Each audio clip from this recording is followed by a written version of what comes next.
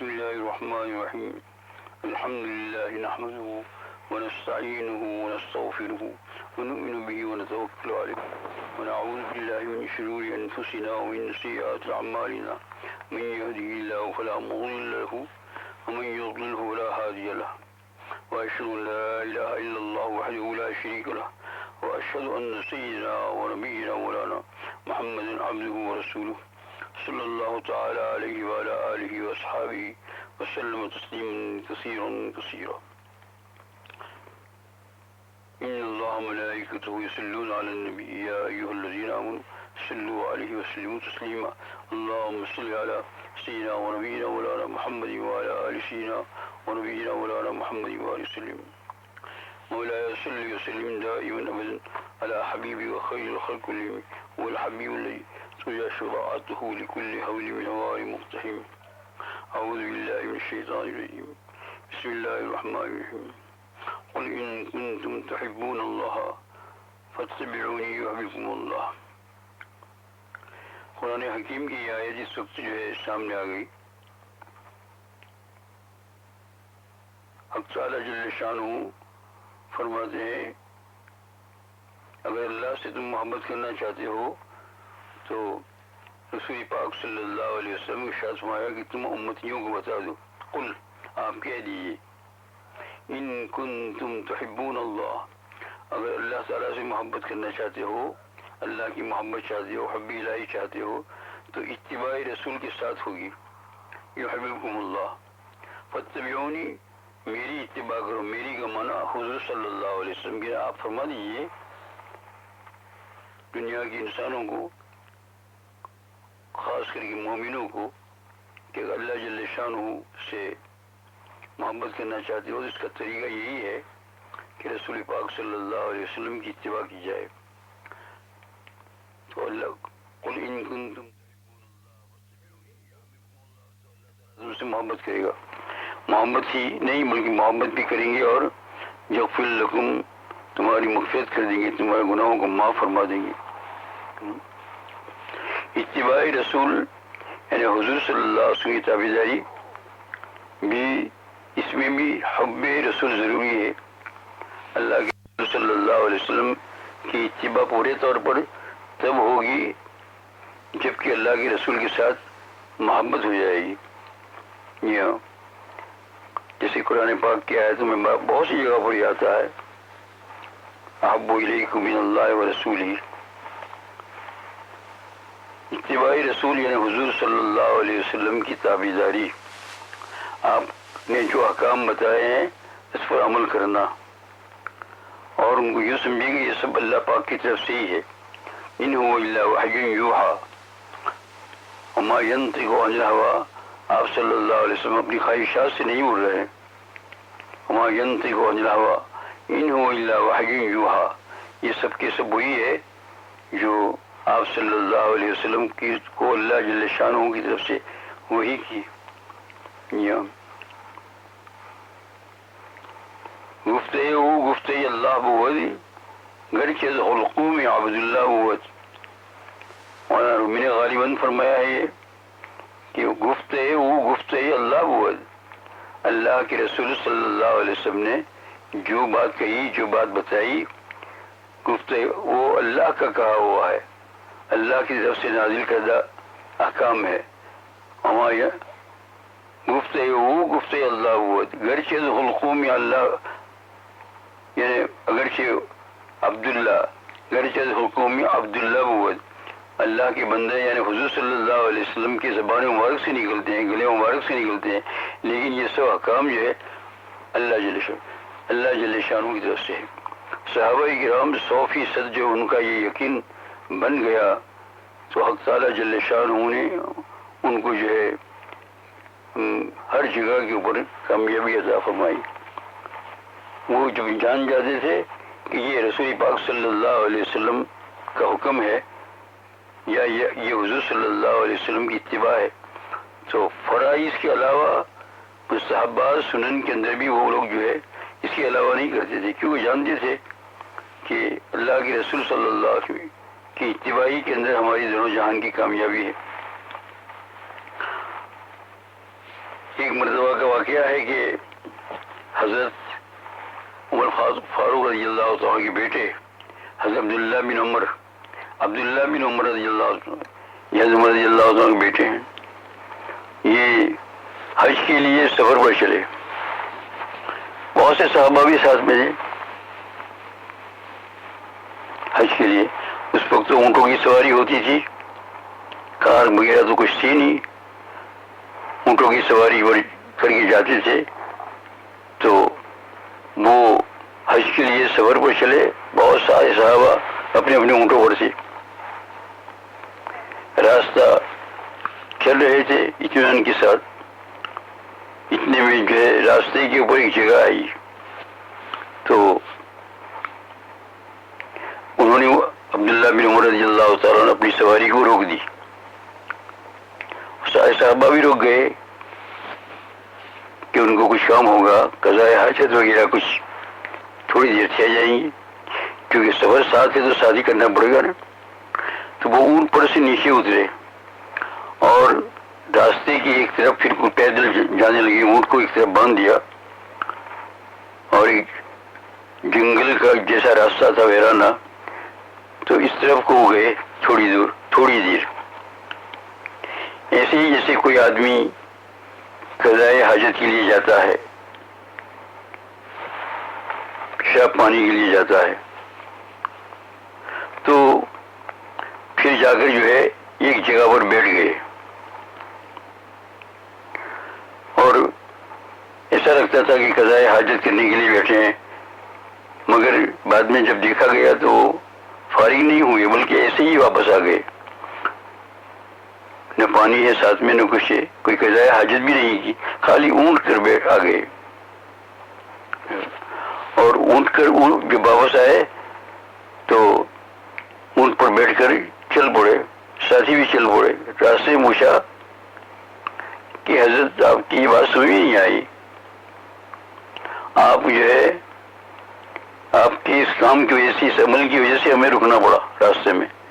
آپ گئے اور آئے اور وہاں باریکی سے دیکھا کہ کوئی آپ قضائے حاجت نہیں کی، نہ پانی ساتھ لے گئے نہ کوئی چیز، بس خالی بیٹھ کر چلے آئے. تو اس میں یہ وقت لگا اور آپ کی وجہ سے ہم کو رکنا پڑا، کیا بات ہے؟ تو انہوں نے جواب میں ارشاد فرمایا کہ میں نے اس لیے نہیں روکا تھا کہ مجھے کوئی قضائے حاجت کی پیشاب پانی کی ضرورت تھی، بلکہ بات اصل میں یہ ہے کہ میں نے ایک مرتبہ نبی کریم صلی اللہ علیہ وسلم کے ساتھ اسی راستے سے سفر کیا تھا. تو اس جگہ پر حضور صلی اللہ علیہ وسلم رکے تھے اور آپ نے اس جگہ پر جا کر قضائے حاجت اپنی ضروریات سے فارغ ہوئے جہاں میں گیا تھا. تو میں نے جب یہاں آیا تو میں آگے نہیں چل سکتا تھا جب تک کہ اس جگہ پر نہ جاؤں. حضور صلی اللہ علیہ وسلم کی یاد میرے دماغ میں، یعنی میں چل ہی نہیں سکتا تھا، دل ہی نہیں لگتا تھا کہ میں بھی حضور صلی اللہ علیہ وسلم کی اس عمل کے مطابق پر اپنا عمل کروں. دیکھیے کتنی محبت ہے صحابہ کرام رضوان اللہ اجمعین کو، کتنی محبت ہے اللہ کے رسول صلی اللہ علیہ وسلم کی، کہ ایک یعنی ایسا کرنا ضروری تو نہیں تھا، لیکن اس کو کہتے ہیں عشق نبوی، حب نبوی. یہ چھوٹی چھوٹی باتوں میں سے، بڑی باتوں میں سے کہنا ہی کیا ہے. تو اس لیے صحابہ کرام رضوان اللہ اجمعین اللہ جل شانہ کے یہاں بھی مقبول ہو گئے. اللہ تعالیٰ نے ان کی قرآن مجید میں تعریف بھی فرمائی اسی وجہ سے. السابقون الاولون من المہاجرین والانصار الذین اتبعوهم بإحسان رضی اللہ عنہم ورضوا عنہ. یہ رضی اللہ عنہم ورضوا عنہ کو صحابہ کرام کو لقب جو ملا یہ اللہ پاک کی طرف سے ہے. آج کل ہم کہتے ہیں فلاں صحابی رضی اللہ تعالیٰ عنہ، فلاں صحابی رضی اللہ تعالیٰ عنہ، فلاں صحابی رضی اللہ تعالیٰ عنہ. تو کیوں یہ لقب ان کو دیا اللہ جل شانہ نے؟ رضی اللہ عنہم ورضوا عنہ، اللہ ان سے راضی ہو گئے کہ نہیں، اور وہ اللہ سے راضی ہو گئے دونوں طرف سے. اور پھر یہ راضی ہونے کی اطلاع اللہ پاک اپنے بندوں کو دیتے ہیں صحابہ کرام کہ رضی اللہ عنہ अन्हुम वरदुन, यानी बंदों को खबर देते हैं कि मैं तमाम सहाबा से राजी हो गया।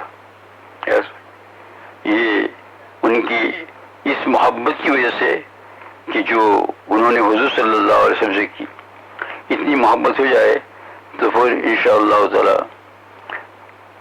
हुजूर सल्लल्लाहु अलैहि वसल्लम की इताअत लाए हुए अहकामों के ऊपर अमल करना आसान होगा।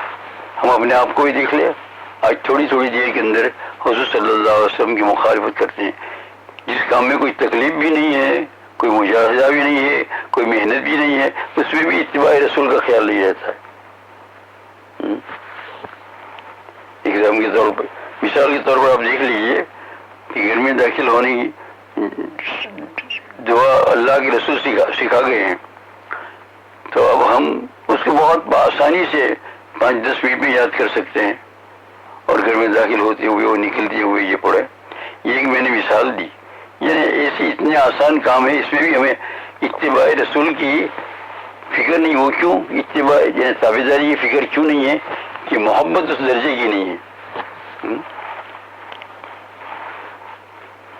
फस्तगफिरुल्लाह वस्तगफिर लहुम रसूल लवजुल्लाह तव्वाबुर रहीमा।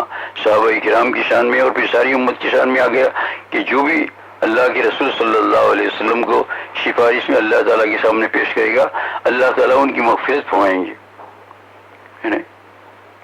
तो इसलिए असल में बात यह है कि सहाबा किराम रिज़वानुल्लाह अजमईन की मोहब्बत जो है वो अजीब मोहब्बत थी। इन चीज़ों को सुनकर हमें शौक़ आना चाहिए। ये एक मरतबा जो है हज़रत उमर रज़ियल्लाहु ताला अन्हु की खिलाफत का ज़माना था, यानी खलीफा अमीरुल मोमिनीन हज़रत सिद्दीक़ रज़ियल्लाहु ताला के बाद हज़रत उमर रज़ियल्लाहु ताला से, तो हज़रत उमर रज़ियल्लाहु ताला मस्जिद में दाखिल हुए, मस्जिद नबवी अलैहिस्सलातु वस्सलाम में, और बारिश का ज़माना था। तो वहाँ देखा कि हुज़ूर सल्लल्लाहु अलैहि वसल्लम के चचा, सगीर चचा हज़रत अब्बास रज़ियल्लाहु ताला अन्हु, ये किसी अल्लाह वाले शायर ने शेर कहा है या कि अल्लाह ताला तू मोहम्मद तफ़सली रब्बी अलाई ताहिरती व अला साहबी माल हमज़ती वल अब्बास रज़ियल्लाहु ताला। ये अरबी में शेर है अल्लाह वाले का। तो ये जो है अब्बास रज़ियल्लाहु ताला अन्हु हुज़ूर सल्लल्लाहु अलैहि वसल्लम की चचा थी। तो मस्जिद और उनका घर मस्जिद के पड़ोस में था। तो उनके घर का जो पड़नाला जो है, पड़नाला उसे कहते हैं कि जैसे हमारा मकान है उस पर बारिश गिरती है घर छत के ऊपर, तो वहाँ नीचे एकदम नहीं गिरती है बल्कि पड़नाला बनाया हुआ होता है, उसमें से पानी निकल कर फिर किसी एक जगह के ऊपर जो है वो जाकर उतरता है। ऐसा नहीं है जैसे घर पर से गिरे हो तो सारे लोगों को चलना मुश्किल हो जाएगा। अभी जैसे ये घरों के सामने से लोग आते जाते हैं, उनको चलना मुश्किल हो जाएगा, कैसे चलेंगे वो? तो एक पर्दाला लगाते हैं। आप लोग हमारे सब लोग घरों में वो पानी एक जगह पर।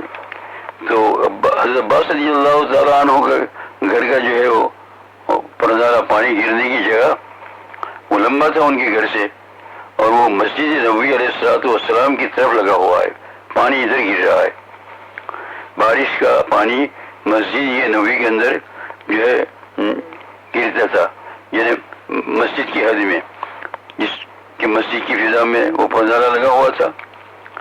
फारूक आजम हज़रत उमर रज़ियल्लाहु ताला ने सोचा कि मस्जिद तो अल्लाह का घर है, किसी शख्स का ज़ाती घर तो है ही नहीं है, ये जो है पर्दाला लगा हुआ है मस्जिद की हद में, तो ये अल्लाह के हुक्म के खिलाफ मालूम होता है। चुनांचे आपने इस पर्दाले को तोड़ने का हुक्म दे दिया फौरन, वो तोड़ दिया गया कि हम ये पानी इधर न गिरे उधर गिरे, हज़रत अब्बास रज़ियल्लाहु ताला अन्हु के मकान की हद में। अब अब्बास रज़ियल्लाहु ताला हज़रत अब्बास रज़ियल्लाहु ताला को पता चला कि मेरे घर का पर्दाला तोड़ दिया गया है, क्योंकि उनके घर का भी टूटा होगा। तो वो उन्होंने तहकीक की, इसने दोबारा बताया गया फादर उमर रज़ियल्लाहु ताला तोड़ दिया है लोगों ने बताया। तो वो इनके पास गए اور کہا آپ نے میرا گھر کا پردہ کیوں توڑ دیا؟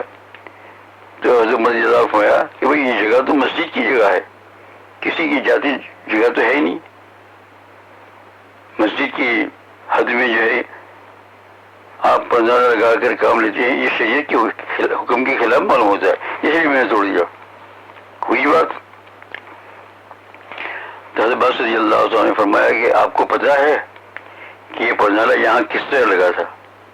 یہ پرنالہ حضور اکرم صلی اللہ علیہ وسلم کے زمانے میں لگا تھا اور آپ کی خاص اجازت سے میں نے لگایا تھا.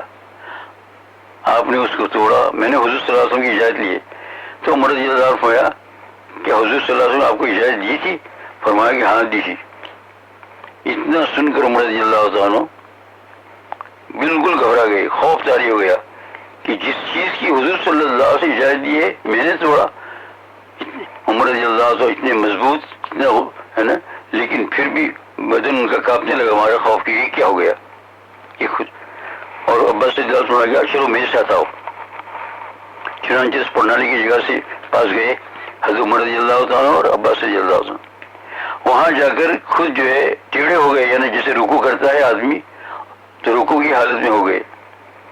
اور یہ کسی کو جھکنے کے لیے نہیں بلکہ یوں کہا تو بس عباس رضی اللہ عنہ فرمایا کہ اب آپ یہ میری کمر پر کھڑے ہو جاؤ. بہت طاقتور تھے عمر رضی اللہ عنہ کہ میری کمر پر کھڑے، یہ پردہ دوبارہ لگا دو. تو عباس رضی اللہ عنہ فرمایا کہ میں دستوں سے لگوا لوں گا. تو عمر رضی اللہ عنہ فرمایا نہیں، عمر کی کیا حیثیت ہے کہ وہ محمد رسول اللہ صلی اللہ علیہ وسلم کے لگائے ہوئے پردے کو توڑے. مجھ سے اتنا بڑا جرم محسوس ہوا، اس کی کم سے کم سزا یہ ہے کہ میں ٹیڑھا ہو گیا ہوں، رکوع میں گیا ہوں، تو میری کمر پر ہو کر یہ پردہ. حضرت عباس رضی اللہ عنہ مان نہیں رہے تھے، لیکن پھر بھی ان کا نہیں میں ہٹوں گا نہیں. اور تم یہ کام جب یہاں گویا ان کا مطلب یہ ہوگا کہ میں چاہے بھوکا مر جاؤں پیاسا مر جاؤں یہاں سے ہٹوں گا نہیں جب تک تم میری کمر کے اوپر چڑھ کر اس پرنالی کو سیدھا نہ کر دو.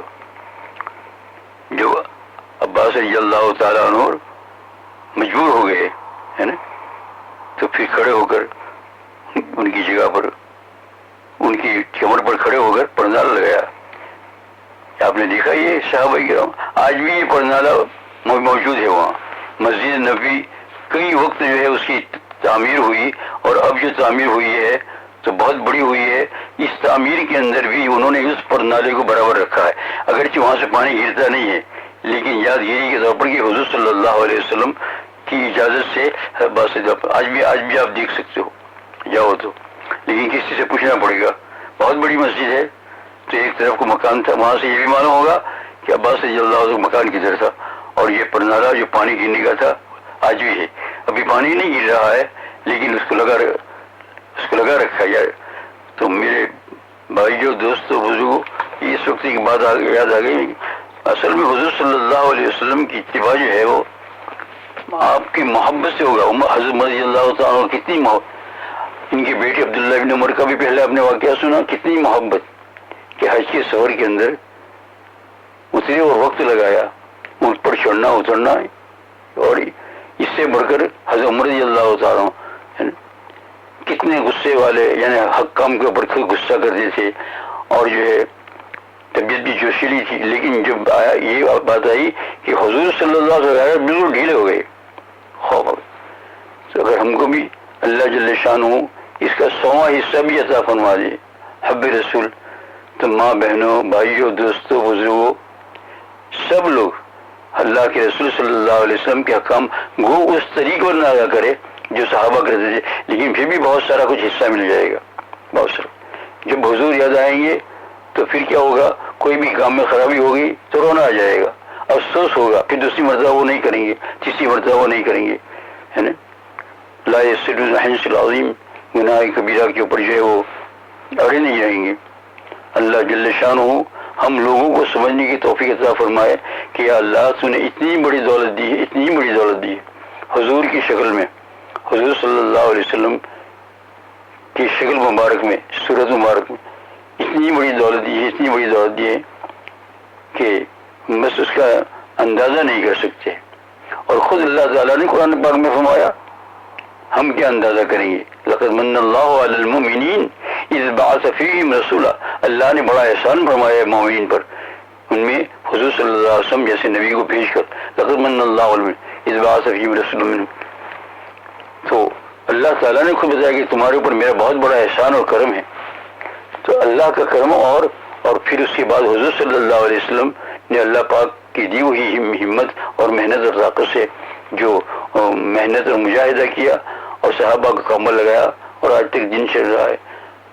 ہم لوگ اس کی قدر کرے، شکر ادا کرے، صبح اٹھتے ہی سوچتے چلے جائے کہ کون سا کام ہم نے اللہ کے رسول کے خلاف کام کیا ہے نا. یہ اٹھتے ہی کہ اللہ کا نام لے، الحمدللہ الذی احیانا بعد ما اماتنا والیہ النشور، یہ تو اٹھتے ہی فوراً بستر بڑی.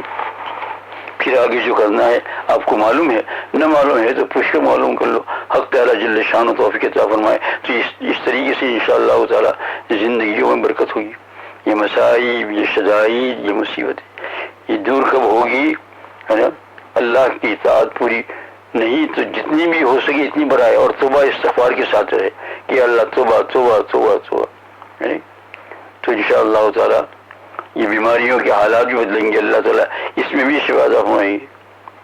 اور جو ہے اور ضروریات زندگی اور جو پریشانیاں ہیں حق تعالیٰ جل شانہ اس کو بھی ختم فرمائے. بس اسی پر ختم کرتا ہوں. اللہ جل شانہ ہم سب توفیق عطا فرمائے. الحمدللہ رب العالمین والصلاۃ والسلام علی سیدنا الانبیاء والمرسلین. یا اللہ ہم بہت ناقص ہیں، بہت گنہگار ہیں مولا کریم. یا اللہ ہمارے گناہوں کو معاف فرما، ہمارے کرتوتوں کو یا اللہ معاف فرمائے. یا اللہ محض آپ کے فضل و کرم سے معاف فرمائے. یا اللہ ہم توبہ کرتے ہیں، استغفار کرتے ہیں. یا اللہ اس میں بھی کوتاہی ہے، مولا کریم معاف فرما، ہمارے گناہوں کو معاف فرما. مولا کریم اور والدین کی مغفرت فرما.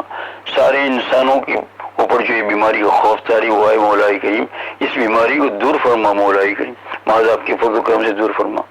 سکون عطا فرما، سارے انسان کی اوپر سے ختم فرما. عافیت عطا فرما. ہمارے والدین جو آخر سے پہنچ چکے اور جو لوگ بیمار ہیں مولا کریم ان کو شفاء کامل عاجلہ فرما. مولا کریم شفاء کامل عاجلہ فرما. جو پہنچ گئے ہیں، جو پہنچ رہے ہیں، یا اللہ ان کی مغفرت فرما. یا اللہ کریم محض آپ کے فضل و کرم سے یا اللہ جل شانہ دونوں جہان کی بلائے عطا فرما.